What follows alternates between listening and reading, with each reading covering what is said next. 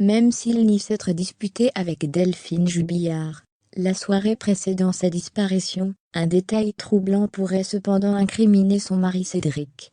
En plus des nouvelles déclarations de leur fils Louis, qui confirment les avoir vus se disputer, les gendarmes ont retrouvé les lunettes de l'infirmière complètement cassées dans leur salon. Le 26 novembre 2021, le fils aîné de Delphine Jubillard avouait aux enquêteurs avoir entendu une violente dispute entre ses parents, la nuit du 15 au 16 décembre 2020, dernière soirée où il a aperçu sa maman en vie.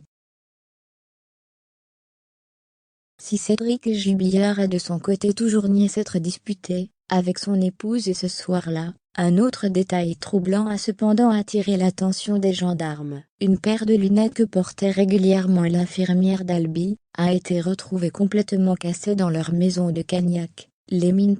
Ces lunettes ont d'ailleurs été portées par Delphine lorsqu'elle regardait l'émission La France a un incroyable talent avec son fils, quelques heures seulement avant sa troublante disparition. Selon Le Parisien, les juges, elles, se demandent si la dispute décrite par Louis n'expliquerait pas pourquoi les enquêteurs ont retrouvé les lunettes de Delphine, qu'elle portait ce soir-là en regardant la télé, désolidarisée avec une branche sous le canapé, et le reste posé sur une table. Elles étaient déjà cassées depuis un moment, se serait justifié le peintre plaquiste de 34 ans, actuellement incarcéré à la prison de Toulouse-Sailly et mis en examen pour meurtre par conjoint. Pour rappel, le fils aîné du couple Jubillard a confié avoir vu ses parents se disputer la nuit précédant la disparition de sa maman.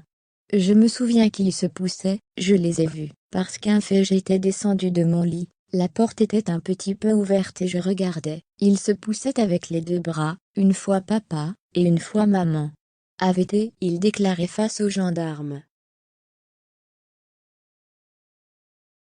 Deux voisines du couple Jubillard ont également indiqué aux enquêteurs avoir entendu, dès 23h07, des cris stridents et de détresse qui les ont interpellés avant de s'arrêter dans la nuit.